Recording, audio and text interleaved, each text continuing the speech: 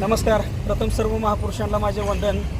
गेली 8 ते 10 दिवस झाले आपल्या येळवी गावामध्ये ज्या आपल्या झेंड्यासाठी आपण जवळपास एक क्षणाचाही न विश्रांती घेता जी आपण पळत होतो किंवा जी आंदोलनं मोर्चा किंवा आपण प्रांतांना बीडीऊनला त्याच्यानंतरनं तहसीलदारांना त्याच्यानंतरनं PSI DSP त्याच्यानंतर इतर लोकांना जी काय आपण ह्याच्याबद्दल अट्टास करत होतो त्या गोष्टीचा आज कुठंतरी 100%च विराम लागला.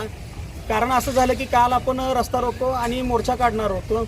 मग पोलीस प्रशासन असेल किंवा आपलं महसूल खातं असेल ह्याने आम्हाला काय म्हटले की तुम्ही जत बंद आणि मोर्चा करू नका, कारण ह्याच्यामुळं थोडंसं ही व्हायला लागलं आहे, विषय हे चिघळत चाललेला आहे, आपण बसूया आणि काहीतरी आपला मधला मार्ग काढून हा विषय आपण सुट्टा करूया असं त्यांचं म्हणणं आलं. त्याच्यामुळं आम्ही कालचं जत बंद आणि मोर्चा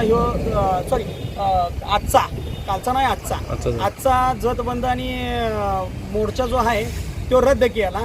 त्याच्यानंतरनं मग प्रांत ऑफिसला आमची बैठक झाली. प्रांत ऑफिसला आम्हाला प्रांतांनी बोलवल्यानंतर असं झालं की आमदारही ह्या विषयामध्ये आली होती इथं प्रांत ऑफिसला.